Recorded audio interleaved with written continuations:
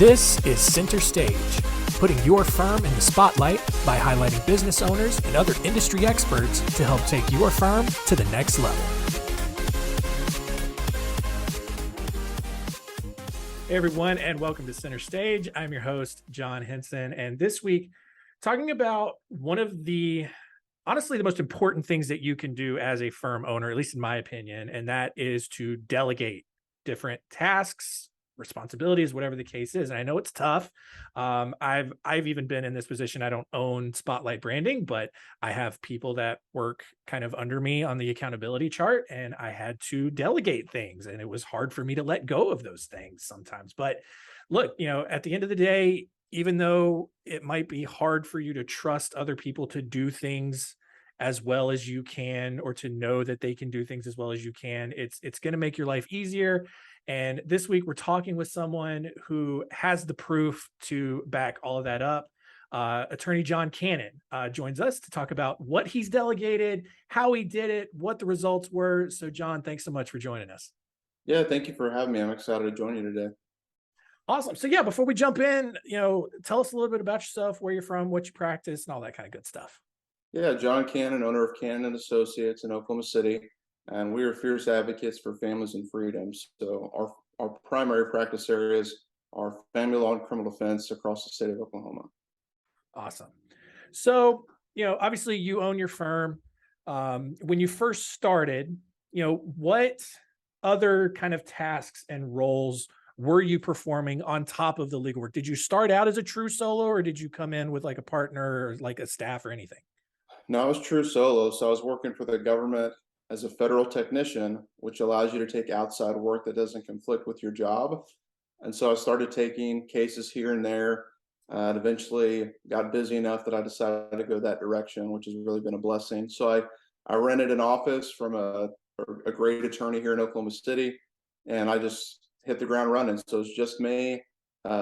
His staff would answer the phone, but the second it was related to my firm, they would transfer the call to me. So I was receptionist, secretary, legal secretary, paralegal, marketing assistant, sales director, sales coordinator, firm administrator, billing specialist, accounts manager, junior associate, senior associate, law firm owner, rainmaker, and list goes on and on and on. Yeah. So then, at how long were you in that world, kind of doing everything yourself? And how did you kind of, at what point did you get to where you're like, I can't keep doing all of this anymore?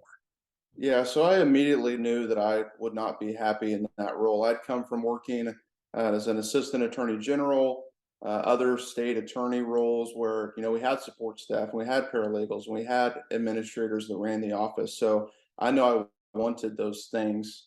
So always been a student of the game. I love Spotlight Branding's content, just tons of value. But I listen to a lot of other podcasts and read books on law firm management. And I knew immediately that I needed to step out of being everything in my office. So, from a lot of things that I've been reading or mastermind groups I was in, realized I needed to find a way to delegate the lowest level task as soon as possible. So I got an answering service, Smith AI. There's many options. Some are better than others. I got an answering service, and they answered all my calls eventually. And so I was no longer a receptionist or secretary.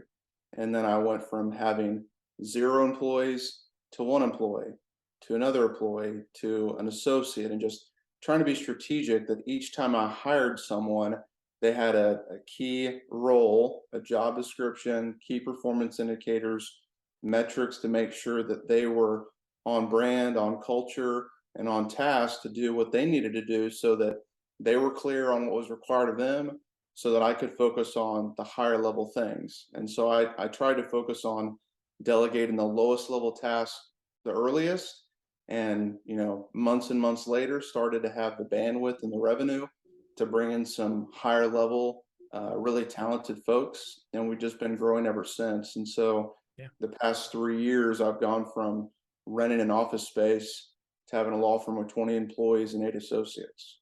Nice. Love it. And so, one of the things I mentioned kind of up at the start, is, at least in my experience, it was difficult for me to let go of things that I had been doing for several months, years even, and being able to trust someone to do it, maybe not as well or exactly the way that I would have done it, but at least good enough to keep things moving forward. In your own delegation process, I mean, even now, do you maintain any element of control over the things that you used to do, or is it completely off of your hands and someone else's responsibility? No, I'm a big advocate for delegate, don't abdicate. And so I try and stay in touch with all the different aspects of the office. And I'm Mm, blessed with an amazing team, including great admins that, run different sections of the office, that they have their own job descriptions, key performance indicators, metrics, and tasks from me. But it's been super hard for me to delegate. I'm type A plus, as I like to call it, and I'm very task oriented and I want things done a certain way. I want how we interact with every potential caller, every potential sales meeting, every follow on to potential sales meeting, new client interactions, clients we've had for 30 days, clients at the 60, 90, 120 point, clients that their case is getting towards resolution, how we litigate, how we interact with opposing counsel, like all those things I want control of. Like I'm yeah, passionate about wanting control over those things. But yeah, I found that if you find the right people, which is really mhm, hard to do, but we've been blessed to find some good people and let go of some not so great people. It's a yeah, constant process, but we've been yeah, really fortunate to find the right people, give them clear job descriptions and key tasks, and then work with them. Don't just drop somebody in a role and say, "Peace, go figure out what I want you to do." But we're getting to the point bandwidth wise that people come on, and I think it's really powerful to have them not do anything substantive for a week or two, and just learn how to do things the way you want it done, and have that open conversation. Whether it's you have a block of time each week that people can come to you with questions, or an open door policy, or some other arrangement, just keep that conversation open. And so, no, I think it's really important to, when you give tasks to people, make sure they understand the purpose, the mission, how you think it should be done, but also that you're open to them giving you better ideas. There's a lot of stuff I'm far from the best person at this office. And so finding the right people for the right role and then letting them make it even better. There's lots of stuff I'm not good at. And so there's people in this office that have built things out better than I ever would have.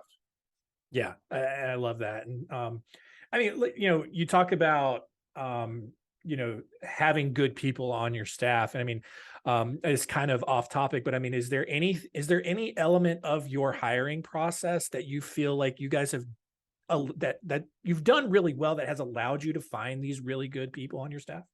Yeah, the thing is that great people typically have good jobs. I mean, they're not just poof out of magic. They don't just appear like a mirage. I mean, they're people that are, passionate about something, they're good at what they do, and they either have a pain point with where they're at or they're wanting to transition. That's the only reason that good people leave jobs, or two of the most common. So Yeah. we try, and we could be better at it, but we try to make job descriptions that are sales pitches.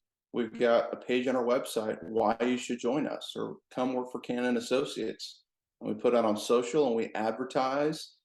We don't currently use headhunters, but I know that a lot of people are big fans of recruiters. Mm, But no, we absolutely are trying to find the best people. We're always recruiting and making sure that at each step of the process, we're cutting out some of the fat. So, like, our job ads go out on all these different hiring platforms and they say, please respond to this ad through this email, spelling your name backwards, attach a PDF of your resume and your cover letter. In your cover letter, do these 5 things. There's hoops that we ask people to jump through, not to be annoying right. or high maintenance, but to see who will follow through. And that's Yeah. been a really good, process for us. And then there's multiple steps in our hiring process before someone ever interviews with the office or interviews in person or does a working interview. And I Yeah. found that that can be systematized too. Like, early on, I would hire somebody and I looked at the wrong things. And I've had some people that were not the right fit for law, not the right fit for our team, but you learn and grow. And we've been really fortunate to continue doing that. And so now we've got a detailed hiring process and it's step A through Z, and it's working time and time again because it's hard for me to come to terms with what I'm good at can be written down and systematized, but it can be all the things that we're good at. If it's the right person in the right role, it can be systematized. Yeah, absolutely. I mean, and we do something similar here. And it, like, to your point, it finds the people who are genuinely interested in the job. If you just post a job listing like on Indeed or something and just, think that you're going to just look at everybody that hires through Indeed, you're going to have 1,000 resumes to look through. And Mhm. most of those people were just clicking to apply just to apply. And so, like you said, you send your, have something in the job post that says send this or send your application to a specific email or whatever. We've done that. And I mean, I've seen it eliminates like 90% right off the bat.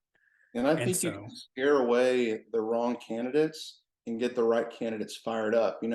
I had a yeah, job post about, we're looking for a receptionist to do ABCD and experience required. Well, like you said, that's going to bring 1,000 people, but now our ads are like, we're a high volume, high paced practice. We have over 100 new potential leads a week. We do ABCD and intake. You'll be required to do XYZ. This is how the process works. This is how the team is set up. That will scare the living crap out of somebody that's at an office that says, law office, how may I help you? And then right. 30 minutes later, law office, how may I help you? But if somebody's like, man, I love the fire, like I want to jump in, it's going to be a good fit for them. Yeah, exactly.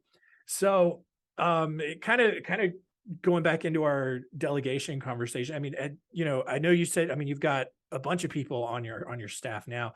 Is it just all in-house, or have you used like virtual offshore assistants? And I know you also work with a couple of vendors as well. What does that makeup look like? Yeah, so we currently have one virtual assistant that is out of South America. And, as far as the investment's concerned, it's very profitable to us because we pay them more than they would get paid for a different job there. And their Mhm, schedule allows them to spend lots of time with their kiddos because of our time frame difference for them. So, like during the workday, they're with their kids, and then they mhm, sleep when they can, and then in their evening time, they're working with us. So it's a little bit more difficult to have oversight with the direct interaction, but they have to input stuff in our case management system. And we have mhm. meetings with them weekly and track how things are going. Yeah, So, one, has been profitable. Two, I think the management piece is a little bit more difficult, but great return on our investment. And we're about to hire a new virtual marketing assistant. So, yeah. we've got two people in that role. Like you mentioned, lots of vendors that provide different services, and then the majority of our team is here in staff in Oklahoma City.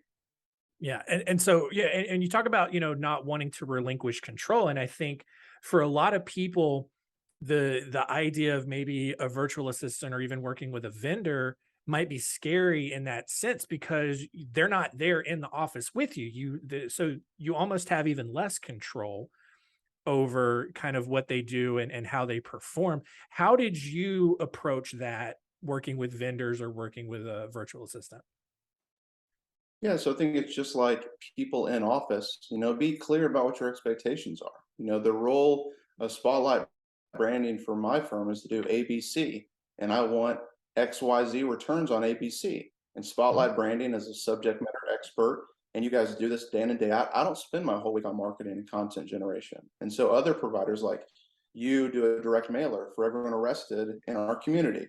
That's your skill set, and I expect XYZ return on that. So it's identifying the right people for the right seat outside of your office for things that maybe you're not big enough to do in house, or maybe you just have no interest in doing in house. yeah. No, and I think that's really great. So, what benefits have you seen, now that you've delegated, you're probably years into this at this point. What benefits have you seen personally, either just in your work life or even in your personal life, now that you've taken off a lot of the non-legal, at least directly legal tasks off your plate? Yeah, it's been powerful. To quote one of the greats, Michael Gruber, in his book E-Myth Revisited, he said, "If your business depends on you, you don't own a business, you have a job. And it's the worst job in the world because you're working for a lunatic." And I Yeah. think there's so much truth to that. So every time you can look at an organizational chart of what your office needs, like what are all the roles that are filled or should be filled, and then start ticking them off one by one. Take yourself out of those different pieces. So I found the more and more I work on the business at a leadership and vision level than in the business, it's exponentially more profitable. So on the profitability of the business side, If you're working on cases and in the weeds of things, you're working at that billable hour of service. If you're doing reception work, it's less than $20 an hour. If you're doing associate work, maybe it's 150, 200, $300 an hour. But if you're working at the visionary, the next 6 months, the next 12 months, the next 5 year level, you're doing stuff at thousands of dollars an hour, if not much more. As far as the family side, you know, full candor, I've got court this afternoon and I've got one court appearance tomorrow morning. But other than that, I haven't had any court in the past 3 weeks. And so that gives me the ability to be strategic with time, to do things that pushes the business forward. I spent a week out of the country with my wife and 3 kids the other week. 2 weeks before that, I was in Florida for a week and a half with my family. And I'm in the National Guard as a judge advocate, and I'm deploying this fall for 11 months. So I'll be overseas for 9 of those months, but I'll be completely off the ground here at the office. But having the right people in the right places allows you to delegate roles and tasks where you can step out of intake and step out of client meetings and step out of sales and step out of answering calls and step out of client pain points and step out of the numbers and step out of billing and all these things. So it's changed my family life. It's changed how I interact with this business. And obviously, new level, new devil. I've got problems I didn't have 6 months ago or a year ago, but I feel like I've got the bandwidth to address most of those at this point. I hope that answered that question. Yeah, absolutely. I mean, and it's what I think most lawyers strive for when they go out and open their firm. They want to be able to have that flexibility and that bandwidth to be able to take, an overseas vacation for a couple of weeks with their family and not worry about, everything burning down while they're gone. Right. Mhm. I mean, to your point, to be able to, do this with the National Guard, be deployed for almost a full year to where you're not going to be in Oklahoma in your office, but you have the confidence in your team that you've built to keep things running smoothly and to, to keep things going. And I think that that's, I mean, it's really great that that's where you are. And I think that that's where a lot of people want to be. And I think it's important to like take an area of your office, which I'm trying to do with something new now, but take an area and step out of it for a week or a month and then talk to the people that are involved, talk to the clients, talk to the potential clients, and see what broke. Mhm. At some point we got to let go of the reins on some parts of the business and some parts of our life.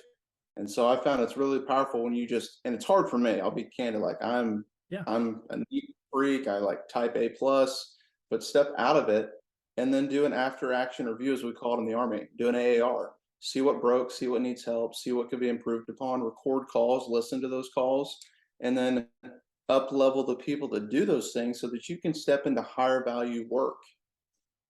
Yeah, absolutely. And so kind of the last question, it's a good kind of transition to this. You talk about right person, right seat.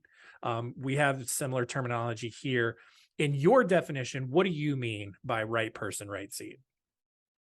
So I think it starts with looking at the big picture, looking at an organizational chart of your office or your ideal office. Where do you want to be in 2, 3 years and who does what?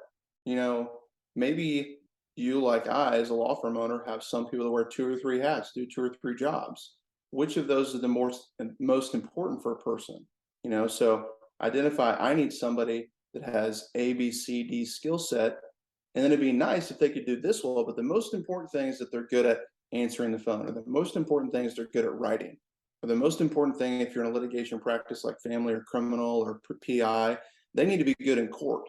Identify the most important things that someone's good at, and then only give serious consideration to potential staff that meet those roles. So we're blessed to be at the point that now we're hiring more and more often for one person to fill one seat. And so we can be more strategic. But earlier on, I had a lot of people that were really good or pretty good at lots of stuff, not a ton of subject matter experts, but people that could do billing and could talk to clients and could talk to potential clients and could do admin tasks. But now, or as organizations get larger and larger, you can get more and more specialized staff. So to me, summing it up, it's being clear with yourself about what roles you need filled in your office and Mhm. being clear with yourself and what that job entails and what the key performance indicators are for that role. And then as you market that job and interview for that job and evaluate people in that job, be strategic. Are these people at each step of that process fitting these roles that I have? And so I used to suck at that. We had a lot of growing pains. We had a really toxic office at one point that led to a couple people who needed to be let go. So it hasn't been a perfect journey, and we're always working to make it better. We're struggling right now to fill two positions that are really important because we apparently can't get the right message in front of the right potential employee. But I think it's important just to be clear with yourself about what your needs are, what those roles entail, and then evaluate people based on a role, not just, oh, I like this person. Well, if you like them, what job are they going to be really freaking good at in your office? If you can't find one, then maybe be friends on Facebook, but don't hire them. Right. Yeah. And that was going to be kind of like my final like wrap up here is just like, okay, we have right person, right seat. Opposite end, you have wrong person, wrong seat. Obviously that's, they move on, but then what about maybe right person, wrong seat? You might have a lot of that, but to your point, it's really got to evaluate, maybe they are a great person, but maybe they're just not the right fit for the firm and the roles that you have there.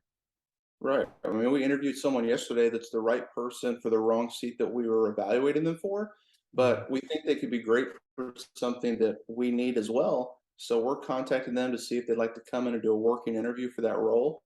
And if they're happy with what that looks like for at least the next 6-12 months, and we think they can do that task, then we'll fill that position and keep looking for a person we can't find at this point for a different role. Yeah. Yeah. And again, it's a never ending adventure and always something new coming up as a firm owner. And so, if you have the right kind of mindset, it can be really exciting and a really good life to live. John, this has been absolutely incredible. A lot of great insight. If people want to get in touch with you, kind of pick your brain just about, delegating or how you've structured your firm so that, they can have kind of similar growth track that you've had, how can people get in touch?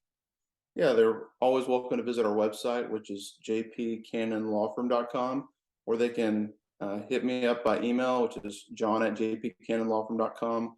We're also on Twitter, Instagram, Facebook, LinkedIn, you name it, we're there, and welcome people reaching out to us that way. Or if you want to be old school, you can always call our office, which is 405-657-2323. Awesome. And I'll have all that information in the show notes.